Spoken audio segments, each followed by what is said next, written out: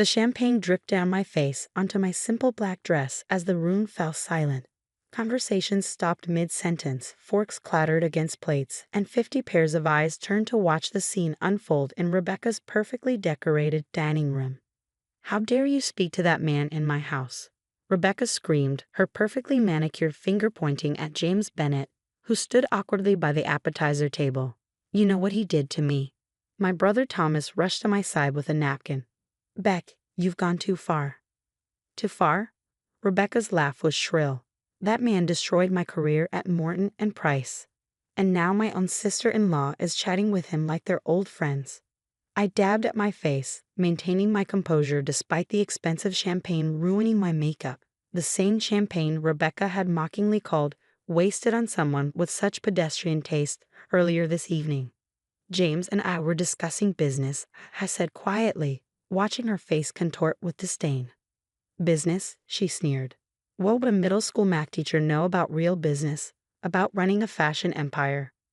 If she only knew about the meetings I'd been having all month, the papers I'd signed yesterday, the changes coming to her precious elite fashion group. "Rebecca," James stepped forward. "I didn't fire you from Morton and Price. You were asked to resign after you claimed I was leaking designs to competitors." She whirled on him. "But look at me now.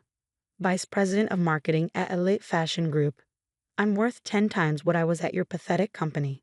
I caught James's eye and saw his slight nod. He knew what was coming. After all, he'd been instrumental in the deal. "Speaking of Elite Fashion Group," I began, but Rebecca cut me off. "Don't even pretend to understand my world, Sarah. Go back to your little classroom with your little salary and your off-the-rack clothes." She gestured dismissively. "Some of us were meant for bigger things." Thomas tried to intervene again. "Rebecca, that's enough."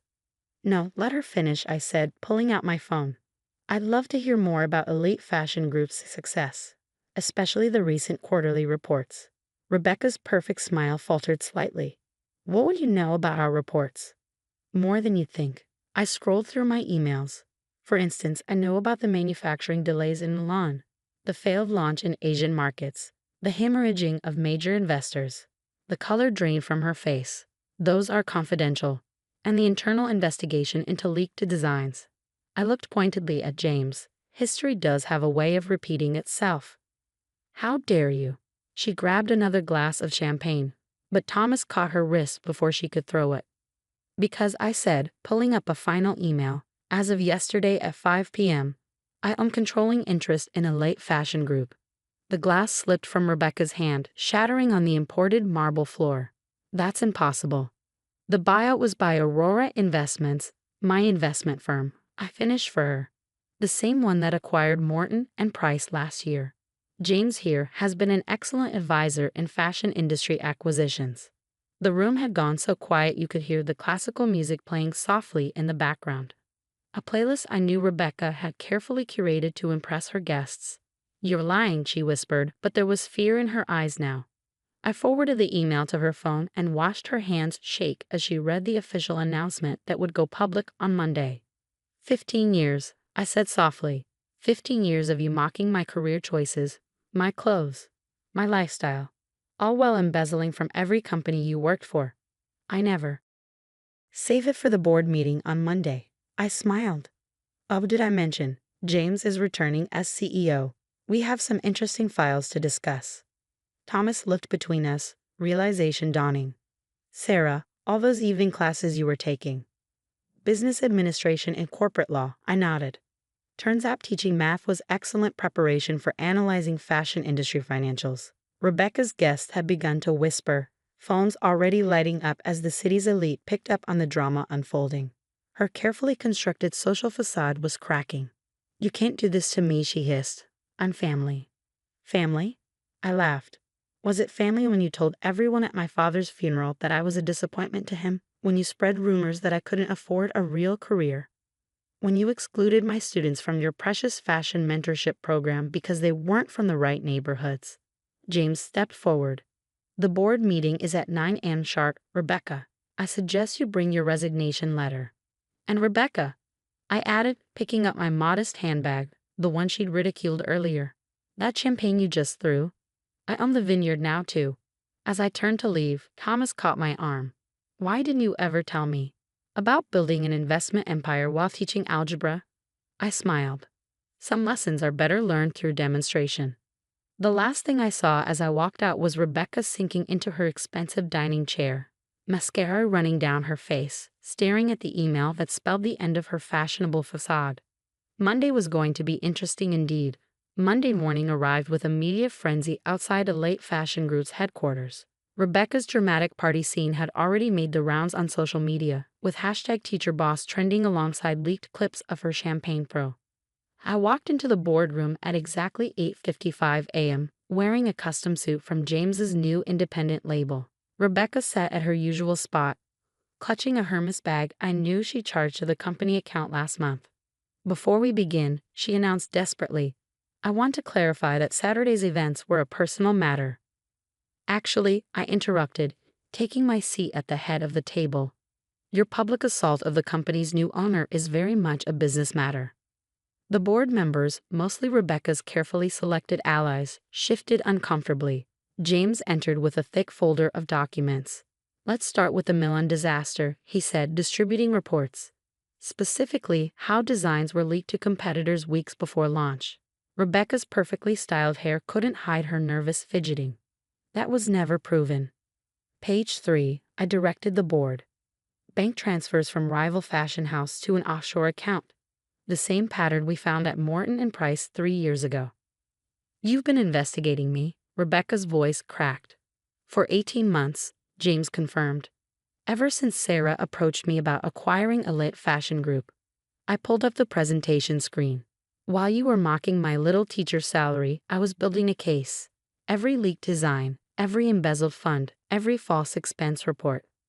Those bags were for work, she protested. Monday morning arrived with a media frenzy outside a late fashion group's headquarters. Rebecca's dramatic party scene had already made the rounds on social media, with #TeacherBoss trending alongside leaked clips of her champagne pro.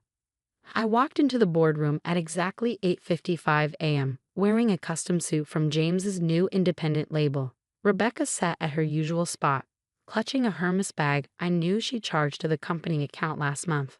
Before we begin, she announced desperately, I want to clarify that Saturday's events were a personal matter. Actually, I interrupted, taking my seat at the head of the table. Your public assault of the company's new owner is very much a business matter. The board members, mostly Rebecca's carefully selected allies, shifted uncomfortably. James entered with a thick folder of documents. Let's start with the Milan disaster, he said, distributing reports. Specifically, how designs were leaked to competitors weeks before launch. Rebecca's perfectly styled hair couldn't hide her nervous fidgeting. That was never proven. Page 3, I directed the board. Bank transfers from rival fashion house to an offshore account. The same pattern we found at Morton and Price 3 years ago. You've been investigating me, Rebecca's voice cracked. For 18 months, James confirmed. Ever since Sarah approached me about acquiring a lit fashion group. I pulled up the presentation screen. While you were mocking my little teacher salary, I was building a case. Every leaked design, every embezzled fund, every false expense report. Those bags were for work, she protested. The 10 Birkins charged a marketing research. I clicked through photos, or the business trips to Paris that just happened to coincide with Fashion Week. Thomas, whom I'd invited as a witness, watched his wife crumble. Beck, what did you do? What I had to, she snapped. To maintain appearances, to be taken seriously in this industry. To feed your ego, I corrected, while rejecting talented designers because they didn't come from wealthy families. The board members reviewed the evidence, their faces growing darker. Rebecca's biggest supporter, a man who frequently flirted with her at company events, wouldn't meet her eyes. You have 2 options, I stated clearly. Resign quietly and return the embezzled funds, or face public prosecution. You wouldn't dare, she whispered. Think of what this would do to Thomas. Like you thought of him when you were stealing from the company? I raised an eyebrow. Or when you were meeting that junior designer in Paris? Thomas's head snapped up. Rebecca went pale. That's right, I continued. We have those receipts too. The solo business trips weren't so solo, were they? I can explain. She turned to Thomas, but he was already walking out of the boardroom. Your resignation letter. James placed it in front of her. Or should we continue with the Paris photos? Her hand trembled as she reached for the pen. Everything I built. You built nothing, I corrected. You stole, cheated, and climbed over others. Now we're going to show you what real leadership looks like. By ruining me? By transforming this company. I stood up. The mentorship program you rejected. We're implementing it across all departments. Those scholarship cases you mocked. They're getting internships. Real fashion should be accessible to everyone with talent, not just those with trust funds. Rebecca's signature was shaky but final. As security waited to escort her out, she turned to me one last time. I never understood, she said quietly. How did a math teacher outsmart me? Because I actually did the math, I replied. And unlike you, I learned that true value isn't in the price tag. As she was led out, her designer heels clicking for the last time on a late fashion group's marble floors, James turned to me with a slight smile. Ready to announce the new direction? I looked at the board members, still processing the morning's revelations. Time to teach them all a valuable lesson about real fashion mathematics. 6 months later, I stood on a late fashion group's newly renovated design floor, watching students from my former math class present their collection ideas. The space, once reserved for only the most prestigious designers, now buzzed with diverse talent from all backgrounds. Miss Park, one of my former students called out, we applied the golden ratio you taught us to the dress patterns. I smiled, remembering how Rebecca had once sneered at my suggestion to use mathematical principles in fashion design. Now, our Math Meets Fashion program was revolutionizing the industry. The elevator dinged and Thomas stepped out. Since Rebecca's departure, he'd been slowly healing, even joining our company's legal team to help protect young designers' rights. The Paris collection numbers are in, he said, handing me a tablet. Turns out authenticity sells better than exclusivity. Our first show under new management had featured designs from scholarship students alongside established names. The fashion world had initially scoffed until the sales figures proved them wrong. Have you heard from her? I asked quietly. Rebecca, he shook his head. Last I heard, she was trying to launch her own line, but without company funds to steal from. Sir, a young intern rushed up to us. James Bennett is here with the community college representatives. The meeting room was filled with educators from local schools, the same institutions Rebecca had refused to work with. James stood at the front, explaining our new apprenticeship program. Every student with talent deserves a chance, he was saying, regardless of their zip code or bank account. I joined them, noting how different this room felt from the elitist space it had been 6 months ago. The pretentious art had been replaced with student designs. The exclusive guest list had given way to open doors. Sarah, James nodded to me, want to tell them about the mathematics of sustainable fashion. As I took the podium, I caught a glimpse of movement in the hallway. Rebecca stood outside the glass walls, watching. She looked different, simpler clothes, no designer bag. She'd been banned from the building, but security must have let her up for this moment. Our eyes met. In hers, I saw something I'd never seen before. Understanding. Maybe even a hint of respect. I turned back to the eager faces in the room. Fashion isn't just about aesthetics, I began. It's about equations, balance, the perfect ratio of creativity to practicality. And most importantly, it's about multiplying opportunities, not dividing people. Rebecca remained for a few minutes, watching silently as I explained how we were transforming her former fashion empire into an inclusive powerhouse. Then she turned and walked away, her steps lacking their former arrogance. That was closure for her, Thomas said softly. For all of us, I agreed. Sometimes the best revenge isn't destroying someone's world, it's building a better one in its place. Later that evening, as I packed up my office, still modest despite my position, I found an envelope slipped under my door. Inside was a note from Rebecca. You were right. About everything. The real fashion mathematics. Addition through sharing, not subtraction through exclusion. I pinned it to my board next to the company's new motto. Style has no price tag. The lights of the city twinkled outside my window as I gathered my things. Somewhere out there, Rebecca was learning to live without her facade of luxury. And here in the company she thought she owned, a new generation of designers was learning that true elegance comes from authenticity, not price tags. Ready for tomorrow's student showcase? Thomas asked from the doorway. Always, I smiled. After all, the best lessons often come from unexpected teachers. As we left the building, I passed the wall of new designer photos. Faces of every color, background, and neighborhood. Each one proof that my greatest calculation had been correct. Talent x opportunity equals success. The fashion world had learned its lesson, and somewhere in Paris, there was an empty seat at Fashion Week where Rebecca used to sit, now filled by a scholarship student with dreams bigger than any designer label. The rain soaked through my dress as I stood outside the gleaming glass doors of the Grand Plaza Hotel, makeup running down my face and my body aching where the security guards had gripped my arms. Through the windows I could see Victoria laughing with her elite circle, probably mocking how I dared to show up at her prestigious industry gala. "Ma'am, you need to leave the premises," one of the guards warned, his hand moving to his radio. I smiled and pulled out my phone. Actually, I own the premises. The guard's face changed as he read the email I showed him. The purchase agreement for the Grand Plaza Hotel, finalized just last week through my investment firm. Another acquisition Victoria didn't know about. Yet. "I'm so sorry, Ms. Jean," he stammered. "We were just following Mrs. Harrison's orders." "I know," I said quietly, "and tomorrow she'll learn about following mine." Inside, Victoria held court at the center of the ballroom.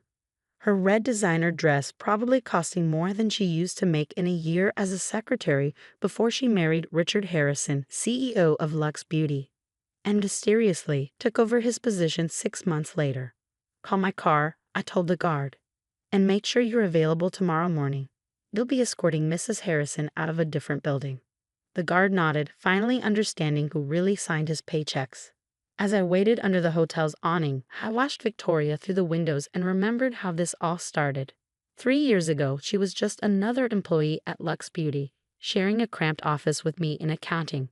We were friends then, before she caught Richard's eye, before the whirlwind romance that turned into a corporate takeover, before she decided her former friends were beneath her new station. "Your car, Ms. Jean," the driver said as he held an umbrella over me. It wasn't the hotel's car service but my own. Another detail Victoria had missed while building her house of cards. As we pulled away, my phone buzzed with messages from the board members. Everything was in place for tomorrow. Victoria's perfect world was built on carefully crafted lies, embezzled funds, and sabotaged careers, including Richard's mysterious mental breakdown, which led to her taking control. But she'd made one crucial mistake, underestimating the quiet accountant who noticed the numbers never quite added up. My phone rang. James Wu, Richard's former CFO and my key ally in this takeover. "Victoria just announced the Asian market expansion," he said without preamble, using the funds he embezzled from Richard's personal accounts. "Perfect timing," I said, watching the city lights blur past my window. "How's Richard doing?" "Better, now that he's off the drugs she was slipping him. The doctors say he'll be fully recovered soon." "Keep him hidden until tomorrow," I instructed. "Victoria thinks he's still in that private facility she chose." "The evidence?"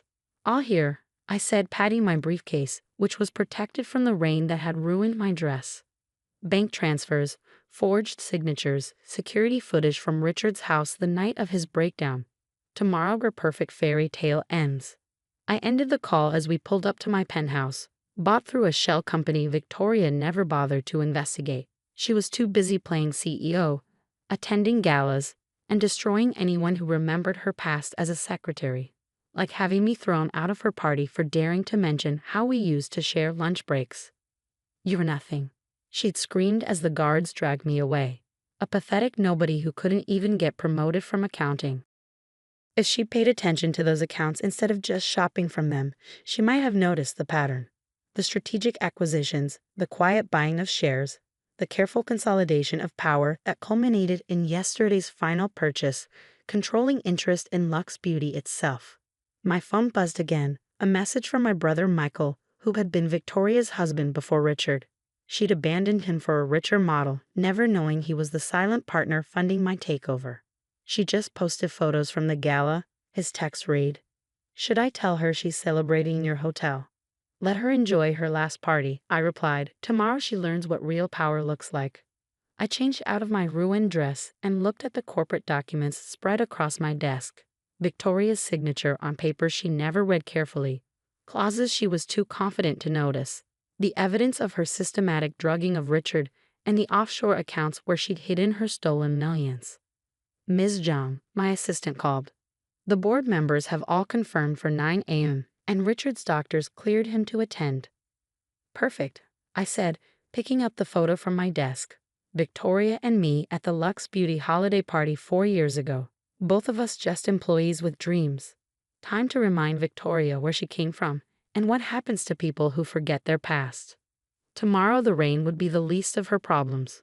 Monday morning arrived with an orchestra of camera clicks as Victoria strutted into Lux Beauty's headquarters, blissfully unaware of the storm about to break.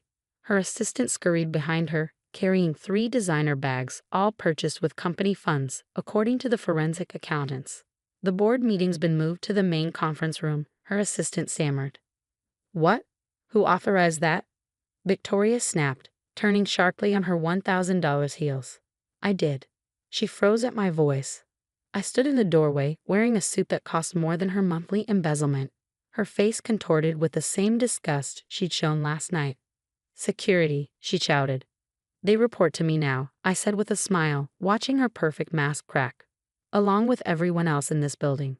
The conference room doors opened to reveal the full board, James Wu, and sitting in the center seat, Richard Harrison himself, clear-eyed and very much not mentally incapacitated. Richard? Victoria's voice shot up an octave.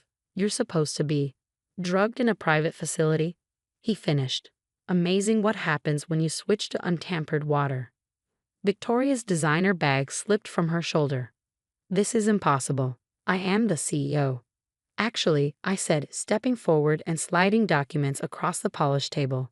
As of Friday, you're nothing.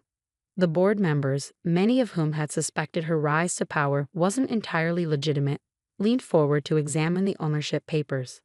This is a joke, Victoria laughed, though her hands trembled. I control the majority shares. Through shell companies funded by stolen money, James interrupted. Would you like to see the transfer records? I clicked a remote, and the screen filled with transaction histories. Victoria's face paled as she recognized her own handiwork, the theft she thought no one had noticed. Let's start with Richard's drugging. I continued, changing slides. Your private nurse was very cooperative once we showed her the evidence of prescription fraud. She's lying. Victoria turned to Richard. Baby, you know I would never. Save it, Richard said coldly. The blood tests don't lie. Neither does the security footage of you switching my water bottles. The board members muttered as video played, showing Victoria methodically tampering with Richard's drinks. Her composure cracked further. Then there's the money, I said. 15 million transferred to offshore accounts, another 10 million in consulting fees to companies that don't exist, and my personal favorite, the $3 million business retreat that was actually your secret vacation with the CFO of our biggest competitor. You've been investigating me, she whispered. For 2 years, I nodded. Ever since you had me demoted to the basement office for asking too many questions about the accounts. Her eyes darted around the room, searching for allies. She found none. Even her most loyal supporters couldn't ignore the evidence mounting on the screen. This is revenge, she hissed, because I married Richard after Maiko. This is justice, I corrected.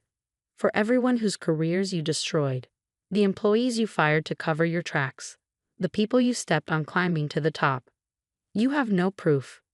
Actually, Richard stood up. We have every proof, including your confession. I never confessed.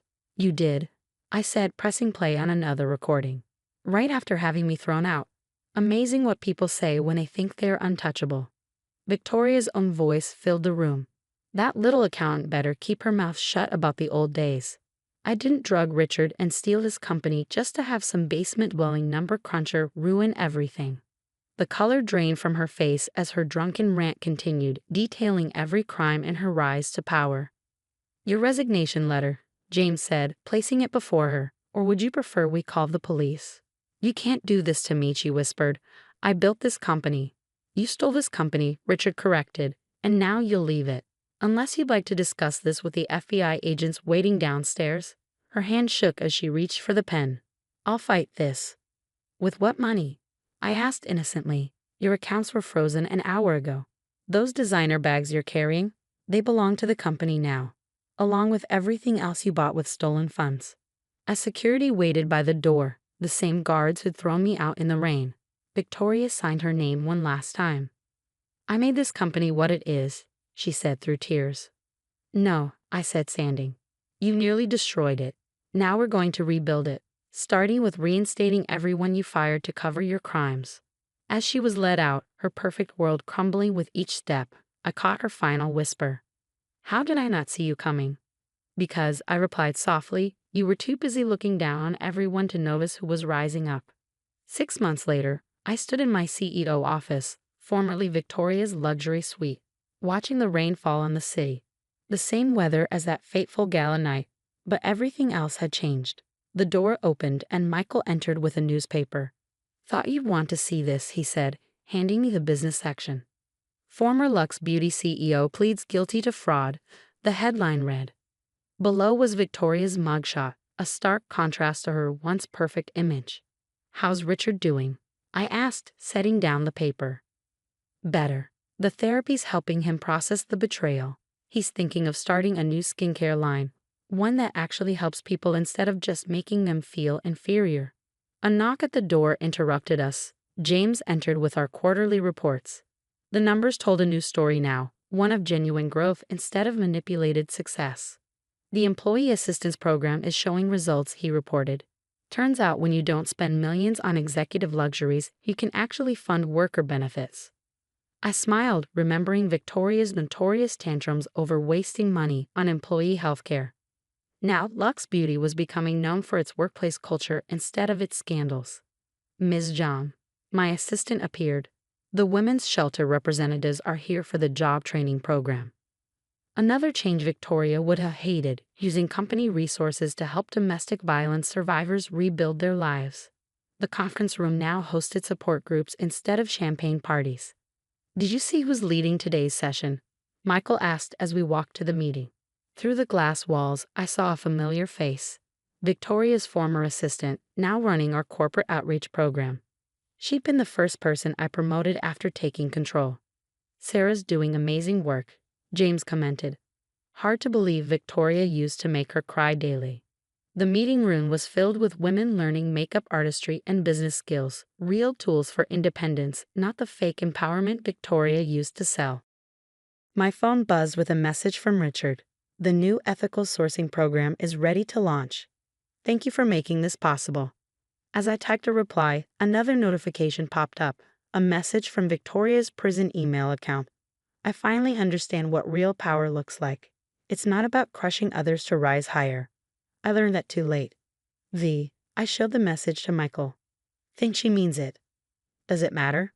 He asked. Your version of success is already proving her wrong every day. Looking around at what Lux Beauty had become, a force for genuine change rather than just profit, I had to agree. Victoria's reign of terror had transformed into something beautiful, just not the way she'd intended. The rain stopping, James noted, glancing out the windows. Good timing, I smiled. The employee appreciation picnic starts in an hour. As we headed downstairs, I passed Victoria's old portrait in the lobby, now replaced by a wall of employee success stories. Real people, real transformations, real beauty. You know what's ironic? Michael mused. She threw you out in the rain to protect her perfect world. And that rain washed away her facade, I finished. Sometimes the best revenge isn't destroying someone's world. It's about building a better one, he nodded. Outside, the sun broke through the clouds as employees gathered for the picnic.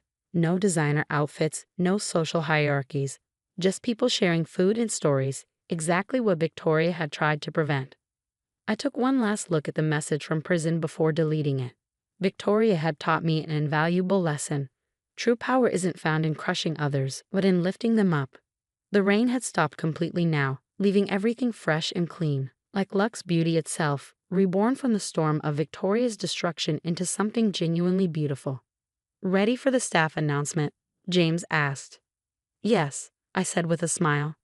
Time to show everyone what real luxury looks like, taking care of each other. The marble steps of the Sterling Grand Hotel were as hard as Miranda's heart when my head hit them. Each bounce down the sweeping staircase matched the rhythm of her designer heels clicking above me. Through blurred vision, I saw her perfectly made-up face sneering down from the landing. "That's what happens to rats who crawl above their station," she announced to her horrified gala guests. "Security, remove this trash." Blood trickled down my face as two guards approached hesitantly. They recognized me. Of course they did. I'd signed their paychecks just yesterday.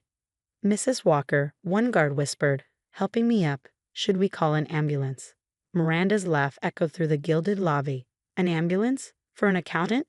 Let her take the bus like the rest of the peasants." "Actually," I managed, touching my split lip, "call Dr. Harrison. Tell her to bring the hotel's incident report forms." Something flickered in Miranda's eyes, the first hint of uncertainty. Dr. Sarah Harrison wasn't just the hotel's chief medical officer. She was also head of the board's ethics committee.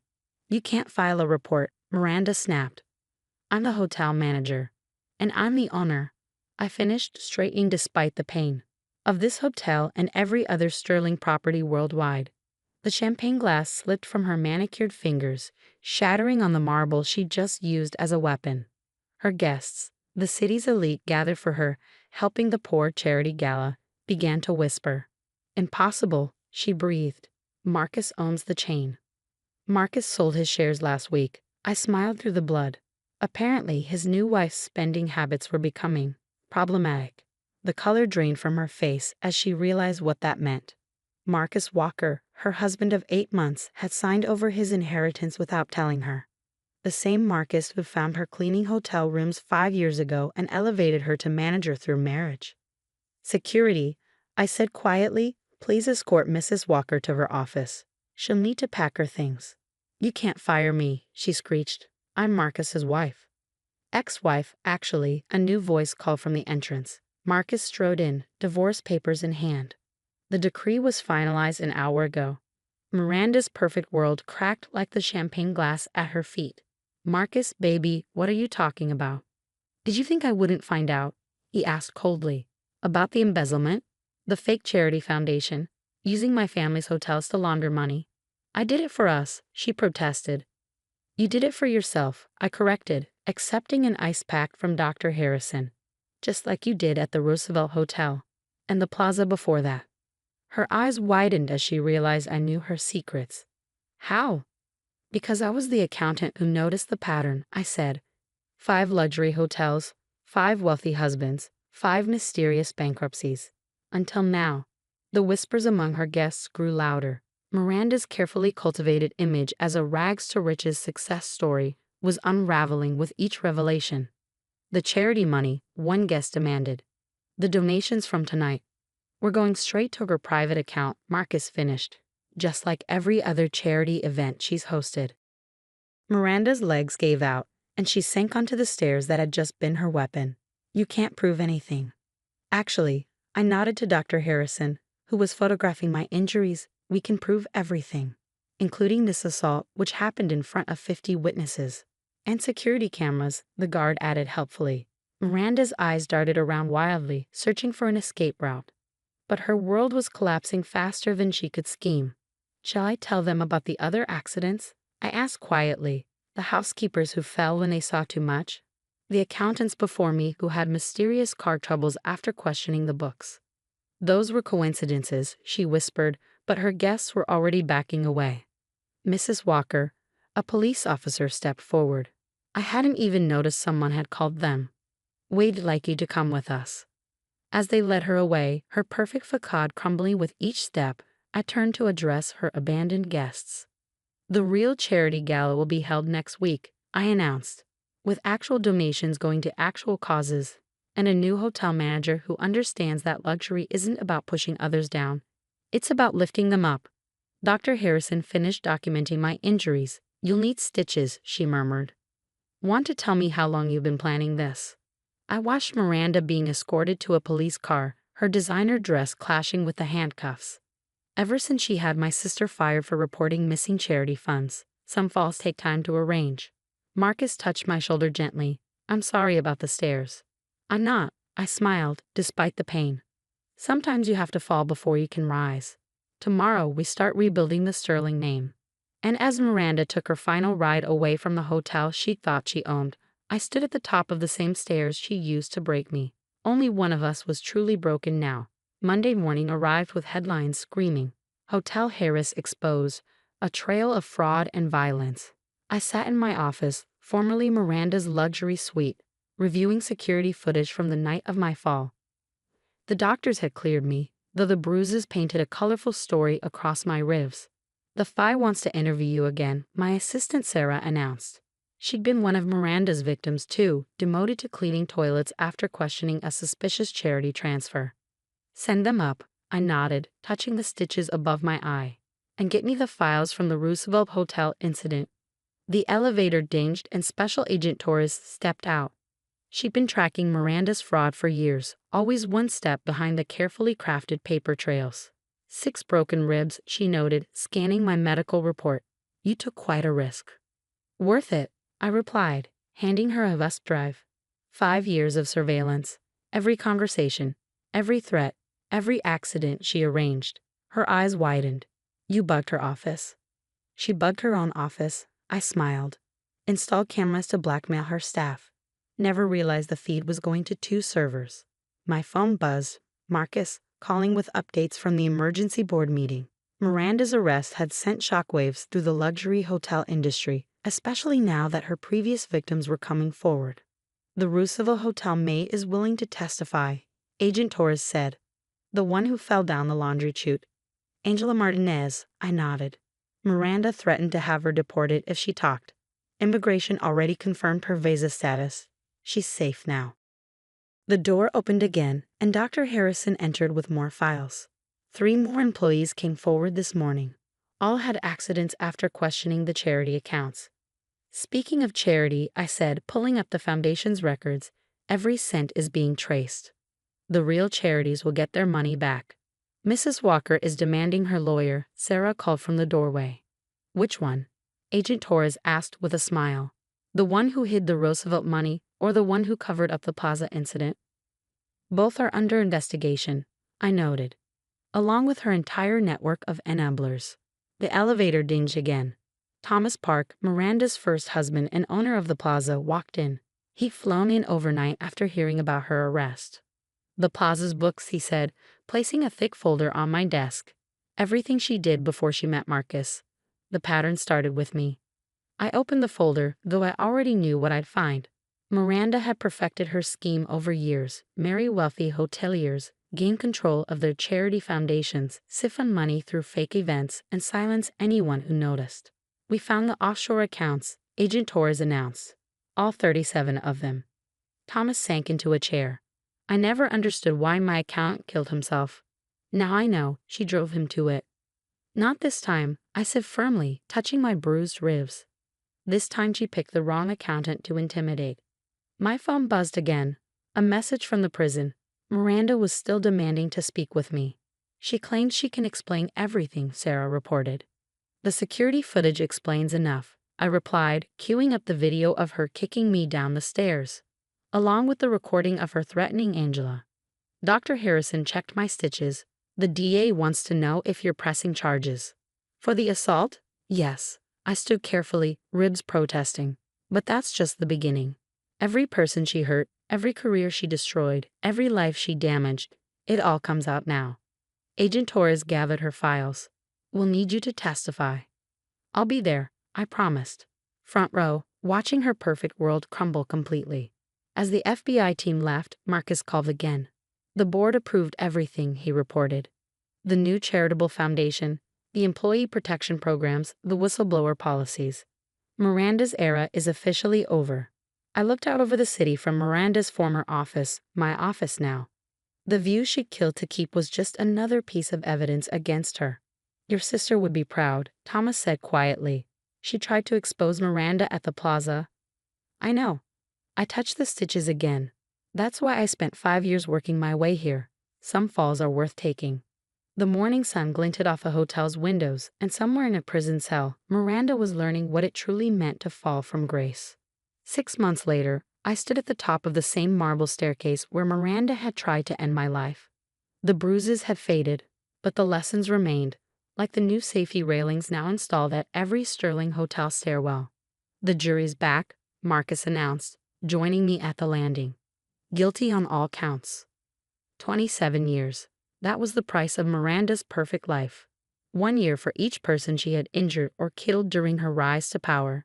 The judge had been particularly moved by Angela Martinez's testimony about the laundry chute accident.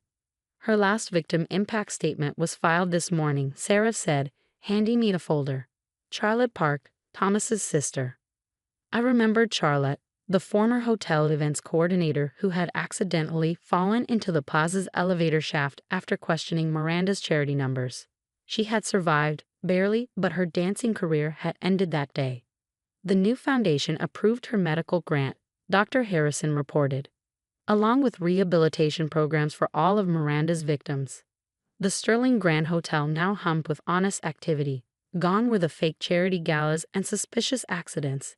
In their place, real charitable work flourished under transparent management. The documentary crew is here, Sarah announced. They're calling it The Long Fall. A hotel empire's dark secret. Miranda's lawyers tried to block it, Marcus added. But her prison confession changed everything.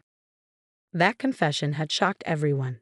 After 3 months in prison, Miranda finally broke, admitting to every crime, every accident, every calculated step of her rise and fall. I never meant for anyone to die, she told investigators. But once you start pushing people down, it's hard to stop. My phone buzzed. Agent Torres with updates. They had found Miranda's first victim, a maid from 15 years ago, who had disappeared after discovering discrepancies in hotel records. She was alive, thankfully, though she had been living under a new name in fear. The Witness Protection Program brought out 7 more survivors, Sarah reported. All hiding from Miranda's network.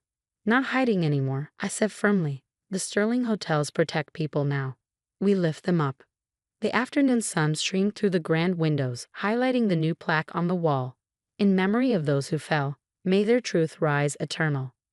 The board approved the scholarship program, Marcus said, for hospitality students from underprivileged backgrounds. Miranda's seized assets will fund it, I nodded. Seems fitting that her blood money finally helps people rise instead of pushing them down. Dr. Harrison checked my final medical report. The Physical Therapy Center for Injured Hotel Workers opens next month. We're naming it after your sister. I touched the faint scar above my eye, a permanent reminder of how far Miranda had fallen from her own humanity. But from that fall, something better had risen. The new hiring program placed 50 former victims in management positions, Sarah announced proudly, including Angela Martinez. She's running the Roosevelt now. The grand staircase gleamed in the fading light, no longer a weapon but a symbol of transformation. Every step Miranda had once used to climb her way up through violence now served as a pathway for others to rise properly. Your sister would be proud, Marcus said softly.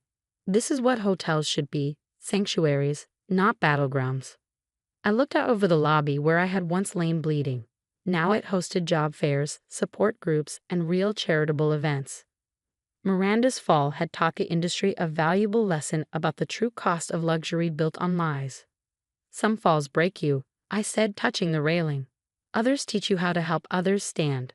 And somewhere in her prison cell, Miranda was learning that the longest fall isn't down a marble staircase. It's from the person you could have been to the person you chose to become. The sound of expensive leather striking my daughter's cheek echoed through Blackwood Manor's dining room. Time seemed to freeze as Victoria's Hermes gloves fell beside the sterling silver soup spoons, her perfectly manicured hands still raised. How dare you speak of things you don't understand, you little mongrel, Victoria seethed, her English accent thickening with rage. Children should be seen, not heard. My daughter Lily, only 12 but with wisdom beyond her years, didn't cry. Instead, she touched the red mark blooming on her cheek and said clearly, I understand perfectly well that you were kissing Mr. Reynolds in the rose garden while Uncle James was at Father's funeral. The crystal glasses trembled as Victoria slammed her hands on the mahogany table. You insolent. That's enough. My voice cut through the tension like a blade through butter. Touch my daughter again, Victoria, and you'll learn what it truly means to lose everything. Lost everything. Victoria laughed. That practiced aristocratic titter she perfected since marrying my brother James. Dear sister, I gained everything when I married into this family. This manor, the fortune, the social standing. The affairs? Lily asked innocently, making our elderly butler Hawthorne cough to hide his smile. James, Victoria appealed to my brother, who sat frozen at the head of the table. Are you going to let them speak to me this way, in my own house? James finally looked up from his untouched soup, his face ashen. Is it true, Victoria? At my father's funeral? Of course not. Victoria's voice rose an octave. You can't possibly believe. I have pictures, Lily announced, pulling out her phone. Grandmother taught me about keeping evidence. Victoria's face, usually maintained in a mask of perfect composure, contorted with fury. You little spy. Actually, I interrupted. Grandmother taught all of us about keeping evidence. Even you, Victoria, though you were too busy redecorating her rooms to listen. The dining room fell silent except for the ticking of the ancient grandfather clock, the one Victoria had tried to sell last month, claiming it didn't match her new aesthetic. What are you talking about? Victoria demanded. I reached into my bag and withdrew an envelope bearing the Blackwood family seal. Grandmother's final letter, the one she instructed her lawyers to deliver after you showed your true colors. I don't understand, James said quietly. Let me illuminate things. I opened the letter. Grandmother knew about the affairs, Victoria, all of them. The gardener, the riding instructor, even the young vicar. She knew about the missing family heirlooms too, the ones that mysteriously appeared in auction houses across Europe. Victoria's perfect complexion went pale. Those items were sold to renovate the manor. They were sold to fund your shopping addiction, Lily corrected. Grandmother showed me the receipts. You lying little. Victoria started to rise again, but Hawthorne smoothly stepped between her and my daughter. Perhaps, madam, he said coldly, you should read the letter before making any more physical statements. I handed the letter to James, whose hands shook as he read aloud. To my dear family, if this letter is being read, then Victoria has finally shown her true nature in front of witnesses, as I feared she would. Victoria sank back into her chair, her designer dress suddenly seeming like a cheap costume. The Blackwood Manor, James continued reading, his voice growing stronger, and all associated properties and accounts are hereby transferred to my great-granddaughter, Lily Jean, to be held in trust until her 21st birthday. Impossible. Victoria shrieked. The manor is entailed to the male heir. That law changed 60 years ago, I smiled. Something else you would have known if you'd attended the family history lessons instead of planning your next affair. But I've been managing the estate, Victoria sputtered. Making decisions, planning renovations, selling heirlooms, Lily suggested. Don't worry, grandmother bought them all back. They're in the vault. Victoria turned to James, her mask cracking completely. Darling, you can't let them do this to us. To me, I'm your wife. And I'm your soon-to-be ex-husband, James replied, pulling out another envelope. The divorce papers were filed this morning. The prenup you didn't read carefully enough has a morality clause. You're joking. Victoria laughed desperately. This is all some elaborate joke. No joke, I said standing. Hawthorne, please show Mrs. Blackwood to the guest quarters. She can pack her things in the morning. Guest quarters. Victoria's voice rose to a screech. I sleep in the master suite. Not anymore, Lily said firmly. That's my room now. Grandmother's orders. Victoria looked around wildly, seeking an alley and finding none. The other servants had already begun clearing her place setting, removing all traces of her presence from the family table. You planned this, she accused me. You and that little. Choose your next words very carefully, I warned. They might be your last ones in this house. As Hawthorne led a shell-shocked Victoria away, her designer heels clicking on the marble floors she'd insisted on installing over the historic wood, James turned to his niece. Did grandmother really know everything? He asked softly. Lily pulled out a leather-bound diary. She kept records of every scheme, every affair, every stolen piece. She was just waiting for the right moment to protect the family legacy. I touched the red mark on my daughter's cheek gently. Was it worth the slap? Lily smiled, looking remarkably like her great-grandmother. Some things are worth a little pain to protect what matters. And as Victoria's shrill protests faded up the grand staircase, the ancient grandfather clock she tried to sell chimed 9 times, marking the end of her reign and the beginning of a new chapter in the Blackwood legacy. Morning light streamed through the restored stained glass windows of Blackwood Manor's Great Hall, illuminating Victoria's collection of designer luggage stacked by the front door. The antique grandfather clock struck 9, and right on cue, car tires crunched on the gravel driveway. "The lawyers are here," Hawthorne announced, his usual stoic expression betraying a hint of satisfaction. Victoria descended the stairs like a tragic heroine, draped in what she probably thought was appropriately somber channel. "This is ridiculous. I demand to see the original deed." "Of course," I said, nodding to Lily, who was already pulling out grandmother's files, along with documentation of every missing heirloom you sold. "Those sales were authorized." "By whom?" James entered from his study, holding a stack of papers. "Because I never signed these supposed authorizations. The signatures are forged." Victoria's perfectly painted face faltered. "Darling, I did it for us." "You did it for yourself," Lily corrected, spreading out photographs across the antique table Victoria had once claimed was too old-fashioned. The villa in Monaco, the secret apartment in Paris, the offshore accounts. "You've been quite busy, Mrs. Blackwood," said Mr. Patterson, the family lawyer, walking in with his team. "Or should I say Ms. Reynolds, Ms. Collins, or Ms. Spencer? You've had quite a few names before landing on Blackwood." Victoria's hand flew to her throat, clutching her pearls, probably fake like everything else about her. "How did you?" "Grandmother had you investigated before you married Uncle James," Lily explained. "She kept every report, every document, every trace of your past cons. Including," I added, "the mysterious accidents that befell your previous husband's families when they got too close to the truth." The color drained from Victoria's face. "Those were coincidences. Like the brake failure on grandmother's car after she confronted you about the missing diamonds," James asked quietly. "The accident that put her in the hospital." "That wasn't. I never," Victoria stammered. "Fortunately," Mr. Patterson interjected, "your grandmother was as clever as she was cautious. She had her own mechanic inspect the car afterward. The evidence has been preserved." Victoria's eyes darted to the door, but two police officers had quietly entered behind the lawyers. Her perfectly manicured hands began to tremble. "The family vault has been opened," Lily continued, her voice steady despite Victoria's glare. "Everything you stole and sold has been documented. Every piece you claimed was lost in storage has been traced." "The auction houses were quite cooperative," I added, "especially when presented with evidence of fraud." Victoria straightened her spine, trying to regain her aristocratic poise. "You can't prove anything." "Actually," James said, "we can prove everything, including your real identity, your previous marriages, and your connection to 3 other historic family estates that mysteriously lost their heirlooms. The police are particularly interested in what happened to the Brunswick family's youngest daughter," Mr. Patterson noted. "The one who caught you photographing their vault combination." Victoria's facade finally cracked.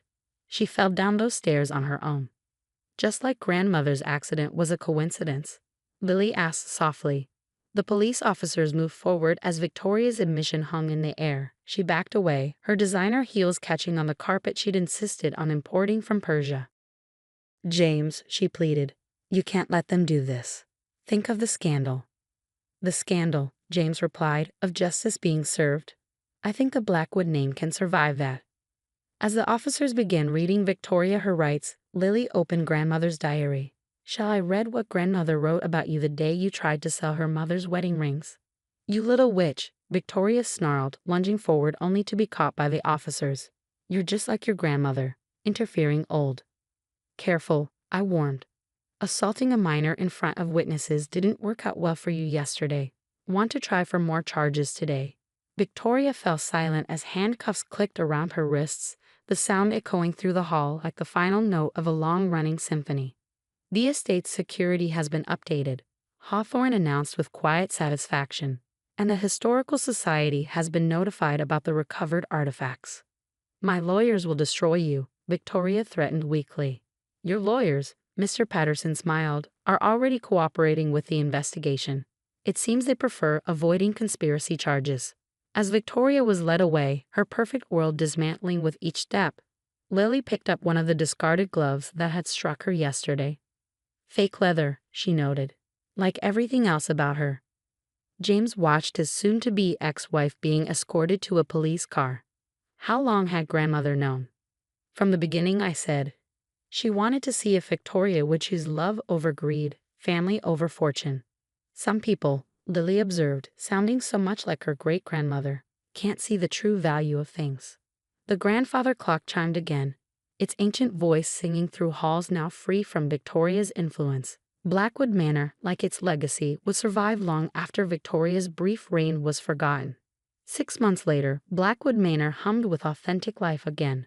The antique furniture Victoria had banished to the attic was restored to its rightful place, each piece telling a century of family stories. "The verdict's in," James announced, walking into the morning room where Lily was studying the family ledgers.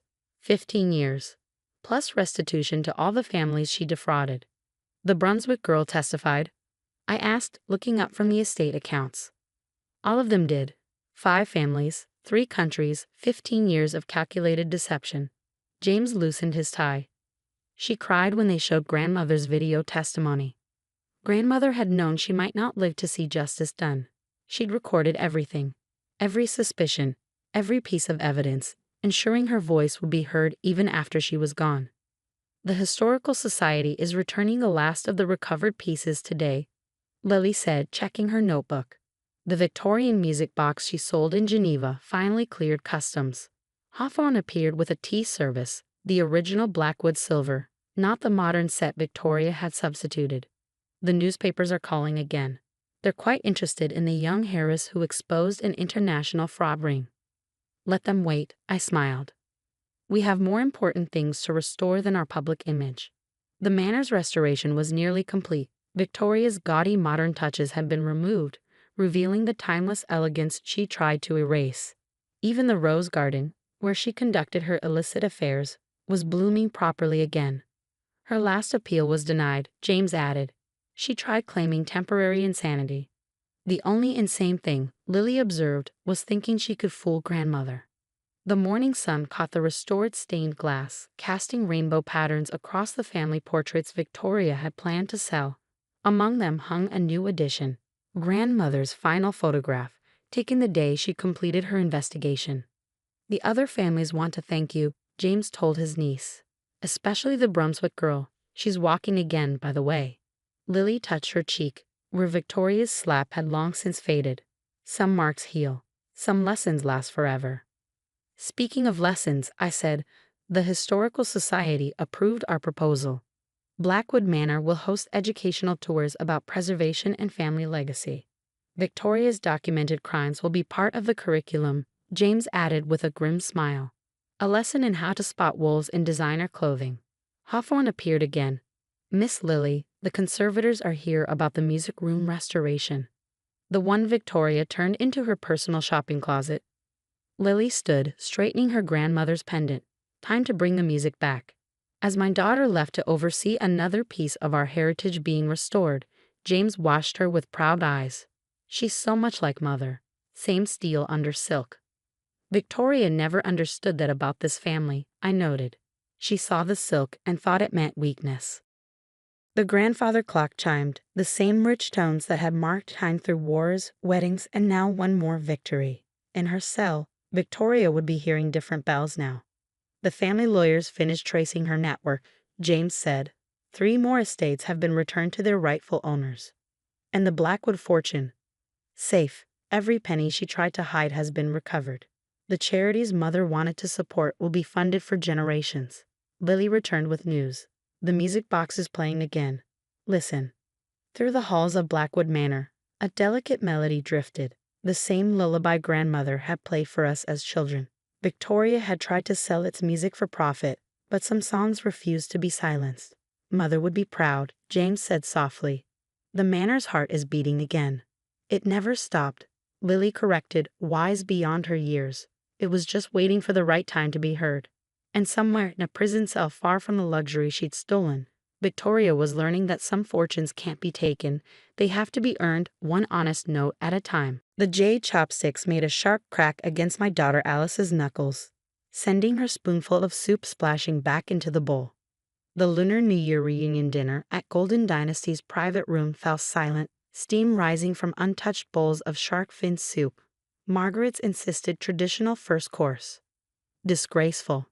Margaret's voice cut through the silence, her perfectly painted red lips twisted in contempt. Eating before the elders? Did you learn nothing from those etiquette classes I paid for? Alice, her hands still hovering over her bowl, didn't flinch. Instead, she looked directly at our grandmother, Popo, who sat at the head of the table, her ancient eyes sharp as ever. Popo was hungry, Alice said quietly. She gestured for me to begin. Margaret's face flushed beneath her expensive makeup. Lies. Popo knows proper tradition. She would never. Actually, Popo's voice carried surprising strength for her 90 years. I did gesture to Alice. These old bones get tired waiting for unnecessary ceremony. But mother, my brother Robert, Margaret's husband, protested weakly. The traditions were made to serve people, not imprison them. Popo finished, picking up her own chopsticks, simple wooden ones, not the jade pears Margaret had insisted everyone use. Margaret's nostrils flared. After marrying into our family 15 years ago, she had appointed herself the guardian of proper Chinese culture, despite having learned everything from books and YouTube videos. This is exactly why the younger generation has no respect, Margaret declared, her designer capeo rustling as she stood. First they forget the traditions, then they forget who they are. And who are we, sister-in-law? I asked quietly, watching the red mark forming on my daughter's hand. We are the Golden Dynasty. Margaret swept her arm toward the restaurant windows, where San Francisco's Chinatown glittered below. 5 generations of tradition, 30 restaurants across 3 countries, a legacy of serving others, Alice completed. That's what Popo always says. Margaret's jade chopsticks clattered against her plate. You dare interrupt. Let her speak, Popo commanded, and even Margaret fell silent. Continued, child. Alice straightened in her chair, looking remarkably like Popo in her youth. Golden Dynasty began as a single noodle cart. Our great-great-grandfathers served dock workers who couldn't afford fancy meals. He made sure everyone ate, even if they couldn't pay. Ancient history, Margaret dismissed. We're an upscale brand now. Our customers expect to be treated like family, Popo interrupted. Something you never understood, Margaret. The private room grew tense. Around the massive Lazy Susan, family members shifted uncomfortably. Everyone knew Margaret had been pushing to rebrand the restaurants, raising prices, removing the traditional pay-what-you-can tables Popo had insisted each location maintain. The profit margins, Margaret began. Were never the point, I finished. Something my daughter understands better than you. Margaret turned her sharp gaze to me. Oh? Is that why she's been running that ridiculous free cooking class in the restaurant's kitchen? Teaching street children to waste our ingredients? Teaching them their heritage, Alice corrected, like Popo taught us. Taught you to disrespect your elders? Margaret grabbed her jade chopsticks again. To shame the family name. The only shame, Popo said clearly, is forgetting why we began this dynasty. Robert finally found his voice. Margaret means well, mother. She just wants to preserve. Preserve what? Popo demanded. Empty gestures, jade chopsticks that never touched street food, designer kipaos that never saw a kitchen. Margaret's face turned as red as her lipstick. I have done everything to uphold this family's dignity. I married into this family, learned its customs. Learned its customs. Alice's quiet voice carried weight. Is that why you replaced Uncle Y's cooking staff with French-trained chefs? Why you stop our annual street festival banquet? Modern customers expect. Modern customers, Popo cut in, have been leaving. Did you think I wouldn't notice the empty tables? The complaints? The old families taking their celebrations elsewhere. The room fell silent again, broken only by the distant sounds of Chinatown preparing for New Year celebrations. Celebrations that, for the first time in 50 years, wouldn't center around Golden Dynasty's traditional feast. I have the quarterly reports, Margaret protested. Profits are up 20%. And our soul is down 100, Popo replied. She reached into her simple black handbag and withdrew an envelope bearing the family seal. Which is why I called this dinner tonight. Margaret's eyes fixed on the envelope. The annual profit distribution. The future of Golden Dynasty. Popo handed the envelope not to Robert, the presumed heir, but to Alice. Read it, child. Alice's hands trembled slightly as she opened the envelope, but her voice was steady. I, Wang Mailin, being of sound mind and body, do hereby declare my final wishes regarding the Golden Dynasty Restaurant Group. Margaret's smug smile grew as Alice read, until the next lines. The inheritance of Golden Dynasty shall be determined not by birth order or marriage, but by demonstration of our true family values. The heir must prove their understanding of our mission, to serve our community, preserve our genuine traditions, and ensure that no one in our care goes hungry. What? Margaret's voice rose an octave. But Robert is the eldest son. The business passes to him, and through him, I have demonstrated exactly why you should never control this family's legacy. Popo finished. Your jade chopsticks may be expensive, Margaret, but they have never carried a single bite of food to a hungry mouth. This is ridiculous, Margaret sputtered. Robert, say something. But Robert was staring at his mother with dawning understanding. The free cooking classes, the community outreach, you've been testing us. Testing our hearts, Popo nodded. And only one person has shown they understand what Golden Dynasty truly means. All eyes turned to Alice, who sat with quiet dignity despite the red marks on her hand. You can't be serious, Margaret gasped. She's 16. She's ready, Popo declared. More ready than you've been in 15 years.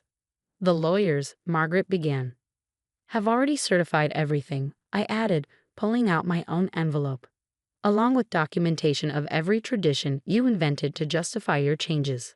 Margaret's perfect world cracked like cheap porcelain. Robert. But my brother was looking at his daughter with pride. She's right, Margaret.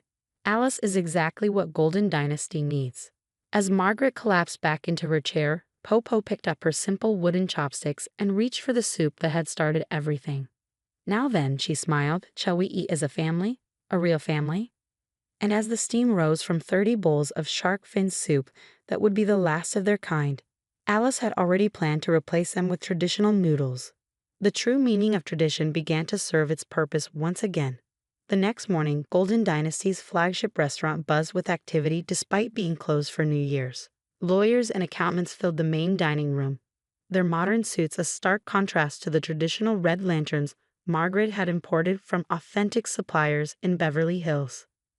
The transfer documents are ready, Mr. Zhang, our family lawyer for 3 generations, announced, though Mrs. Margaret seems to be running late.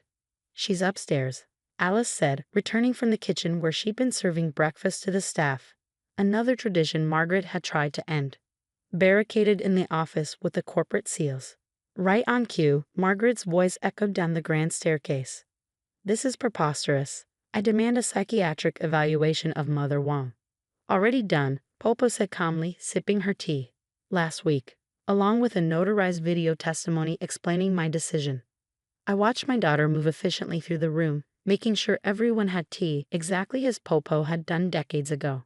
The staff's eyes followed her with obvious approval. They hadn't forgotten how Margaret had tried to replace them with more prestigious workers. The financial records are concerning, Mr. Zhang continued, spreading documents across a table. Several unauthorized transfers to private accounts in the Cayman Islands. Robert's face paled. Margaret said those were for restaurant expansions. The only thing expanding, Popo noted dryly, was her personal wallet. The sound of heels clicking on the stairs announced Margaret's descent.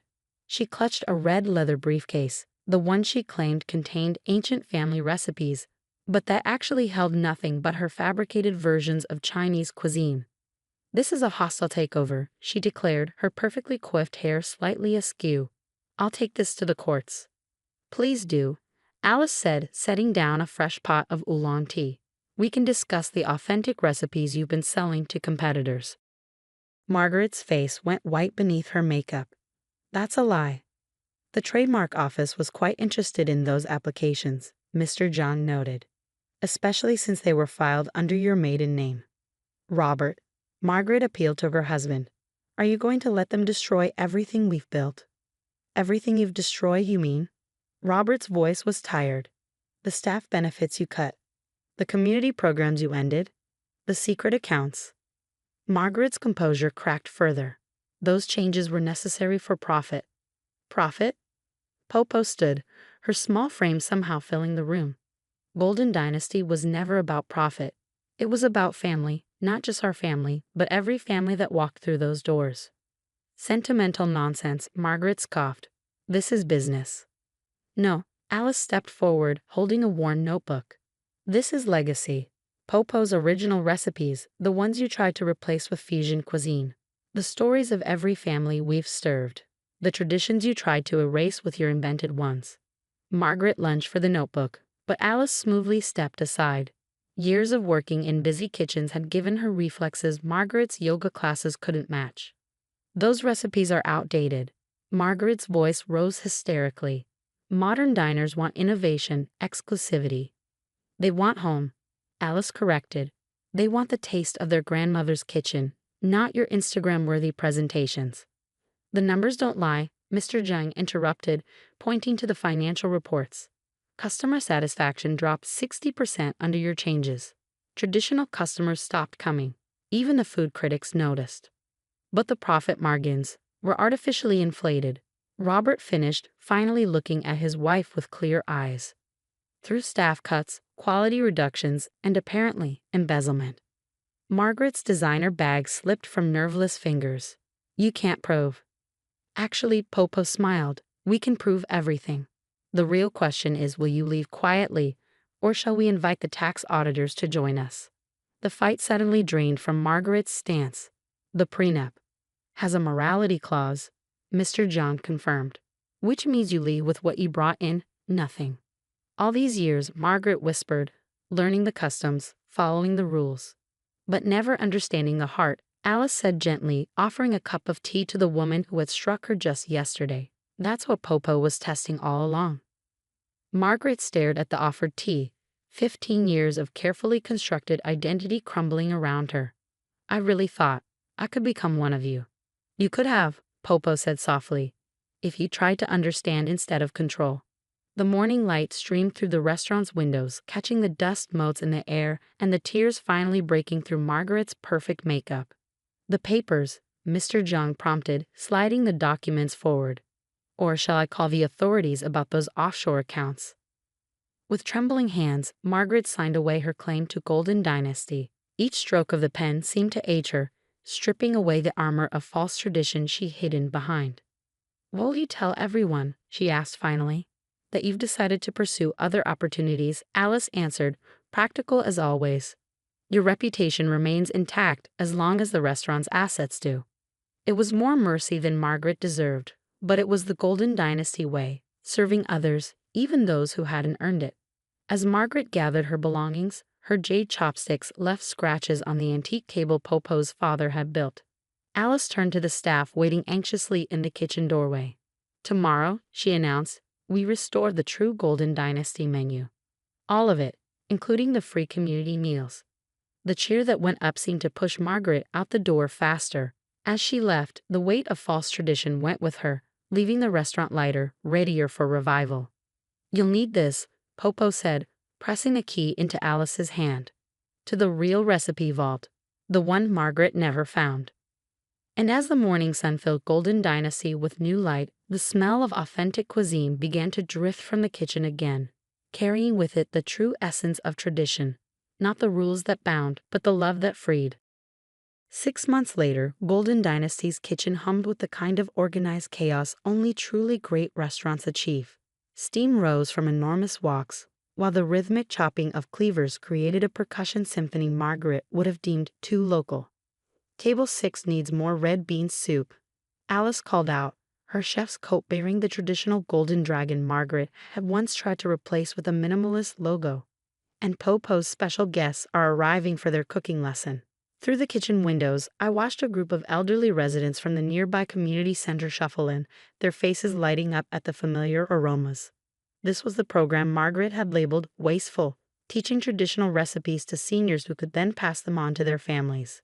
The food critics' reviews are in, Robert announced, entering through the kitchen's back door. Another tradition Margaret had forbidden. 5 stars across the board. They're calling it a return to authenticity. Did they mention the prices? Popo asked slyly. They said, and I quote, Golden Dynasty proves that luxury lies in the food, not the bill. Robert grinned. Our sliding scale payment system is being hailed as revolutionary. Revolutionary, Alice snorted, expertly flipping a wok of noodles. We've only been doing it for 5 generations. The kitchen staff laughed, the same staff Margaret had threatened to replace. Now they moved with renewed purpose, each dish carrying generations of history. Margaret's cookbook deal fell through, Robert added quietly. Apparently, publishers want authentic Chinese cuisine, not modern Asian fusion with traditional twists. She's teaching authentic Chinese cooking in Beverly Hills now, I said, checking the reservation book. To celebrities who don't know the difference between Cantonese and Sichuan. Popo shook her head. Some people never learn the true taste of home. The evening service began and Golden Dynasty came alive with the kind of energy Margaret had tried to suppress. Children ran between tables, elderly couples shared century-old stories over steaming bowls, and working families gathered for meals they could actually afford. The community fund is flourishing, Alice reported, taking a brief break. We've sponsored 15 new small businesses in Chinatown this month alone. And the cooking school? Popo asked. Full enrollment, Alice beamed. We're teaching everything from street food to imperial cuisine. Real imperial cuisine, not Margaret's version. The kitchen doors swung open as Mr. Zhang entered, carrying more papers. The last of Margaret's authentic suppliers have been notified. We're returning to local vendors, including Mrs. Liu's vegetable stand. Popo asked. Especially Mrs. Liu, Alice confirmed. Her bok choy was always better than the hydroponics Margaret insisted on. Through the kitchen windows, we could see Golden Dynasty's dining room filled with genuine life, not the sterile elegance Margaret had enforced. The jade chopsticks had been donated to a museum, replaced with simple wooden ones that actually carry food to hungry mouths. The other restaurants are reporting increased business, Robert added. Turns out people miss our old menu more than Margaret's fusion experiments. Food is memory, Popo said wisely, watching Alice teach a young apprentice the proper way to fold dumplings.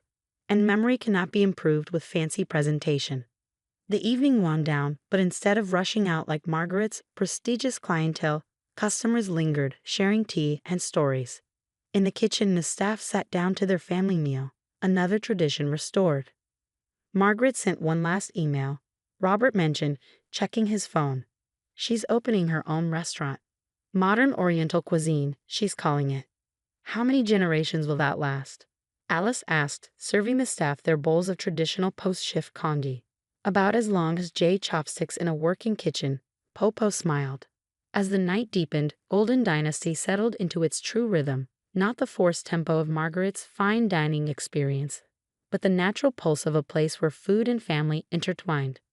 We're home, Alice said softly, looking around at the kitchen that had taught her more than any of Margaret's etiquette classes ever could. And somewhere in Beverly Hills, Margaret was probably teaching her clients the proper way to hold chopsticks, never understanding that tradition isn't something you learn from a book. It's something you live, breathe, and most importantly, share.